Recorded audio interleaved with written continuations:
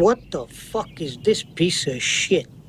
Hey everyone, welcome back to the channel. So today's video is a bit departure from the usual, as we're diving into a film series that didn't just redefine action cinema, but set the standard for the genre. And of course, I'm talking about The Raid, or The Raid Redemption, a high-octane thriller that not only perfected action choreography, but also went on to inspire modern classics like Extraction, Daredevil, and even helped the John Wick franchise form into what we know today. The series has left its mark in some unexpected places, from anime to even video games. Its influence is everywhere, and Devil May Cry, with one of the producers, Adi Shankar, openly citing the film as a direct inspiration. And funnily enough, he also produced the Dread film as well, which has similarities to The Raid as well, with it being in a high-rise, and some people think it was even copied. But the truth is, there is no evidence of either film copying each other. It just so happened the scripts were developed around the same time and had to land on similar concepts. But to be honest, if anything is a proof, it's that one building with many dead bodies is an extremely effective concept when done right. Not to mention, Carl Urban is just a really good Judge Dredd in that film.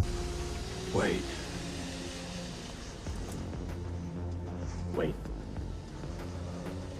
Are you kidding me?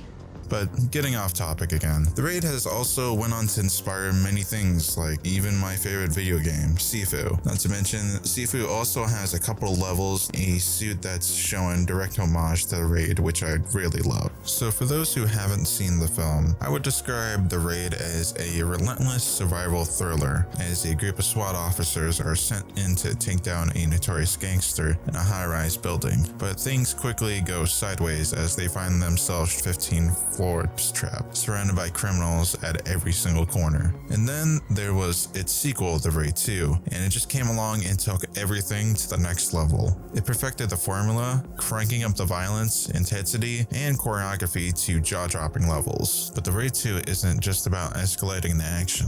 It also deepened Rama's character, pushing him to his limits as he becomes entangled in Çakır's ruthless criminal underworld. The film expands the world not simply just through bigger fights by raising the emotional stakes, but focusing on the consequences, the personal sacrifice, and a man struggling to hold his identity amidst the avalanche of violence. But now as I reflect on these films, especially the first Raid and its sequel, I can't help but wonder, what was it about them that made them such lasting impacts? 14 years later, these films still resonate with audience in ways that many modern action films struggled to capture. It's not about just the brutal choreography or the intense fight scenes. It's how these films build tension, create real stakes, and keep you on the edge of your seat. The Raid didn't just set the bar for action, it rewrote the rulebook and left an indelible mark on the genre, letting many filmmakers take notes and improve on action scenes like we see in The Boy Who Kills the World. But in many ways, The Raid and The Raid 2 are more than just action films. They're masterclasses on how to blend heart-pounding choreography sequences with real emotional stakes, world building, and character development. So what is it about the Raid series that made it stand out so strongly? How did it manage to keep its edge over time? Well, let's break it down. In the pre-production phase of the film, the focus was on adding realism to the action sequences and choreography. To achieve this, the cast, consisting around 8 actors, underwent intense training with the specialists from the Kopatski, sorry if I butchered that, an Indonesian underwater demolitions unit. Boot camp not only equipped the actors with practical skills such as handling weapons and clearing floors, but also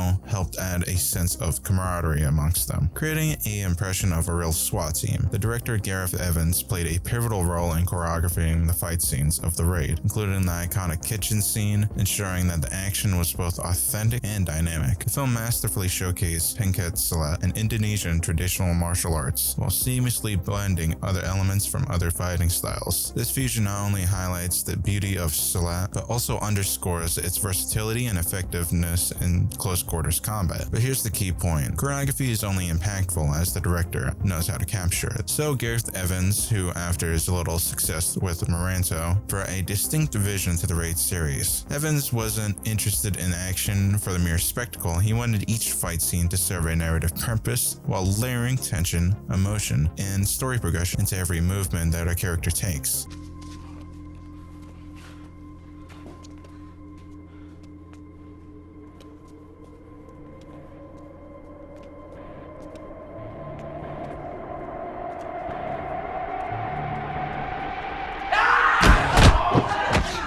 Evans' masterfully fused tight, dynamic choreography with emotional stakes didn't just make the raid a thrilling ride, but also helped set a new benchmark for the cinema. Additionally, the film features two distinct soundtracks, with the Indonesian version being used as an instrumental score throughout the film. The American soundtrack, however, was composed by Mike Shinoda, a member of Linkin Park, in collaboration with Joseph Trapanese and Chino Marino, the lead vocalist from Deftones. These soundtracks evolved dynamically to match the film's shifting moods, creating a powerful auditory experience.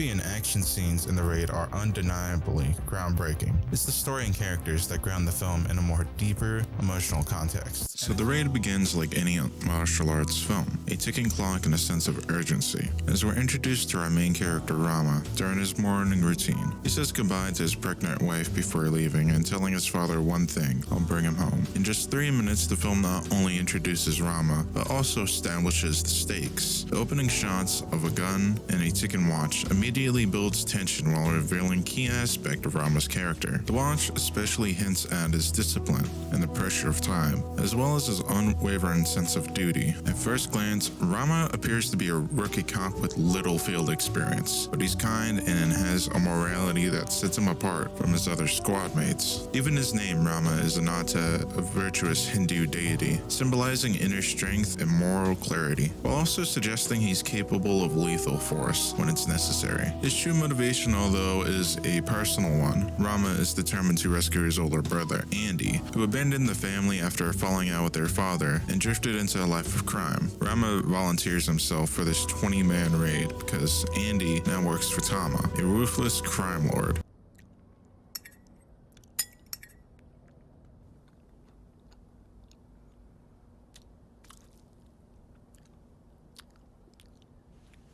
As his right-hand man and second only to Tama's savage enforcer, Mad Dog. True to his name, Mad Dog is brutal and sadistic, driven by pure adrenaline. Guns bore him, and they take the thrill out of killing. He prefers to feel the fight up close and personal. You can respect the kill, but maybe not the cruelty. Then there's Tama, the mastermind and the real reason for the raid in the first place. He controls a 15-story apartment block in Çakır, a fortress for drug operations and a sanctuary for lower-level criminals.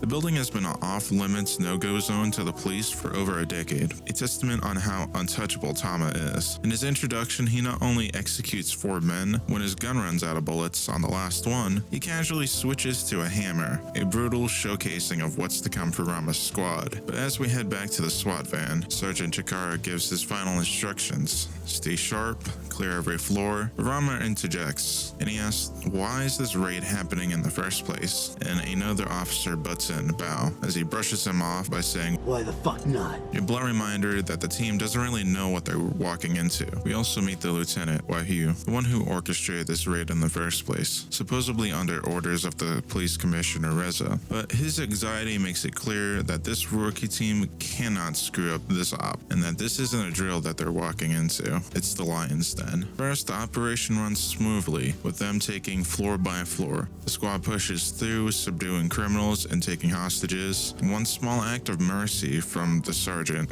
unravels everything. And like the criminal mastermind Tama is, he's always 10 steps ahead, cutting out the lights and making an announcement over the intercom. Should you rid this building of its recent infestation, well then, you can consider yourself a permanent resident of this building, free of charge. You'll find these fucking cockroaches on the 6th floor. Now go to work. And please, please enjoy yourself. Fucked. We're not fucked.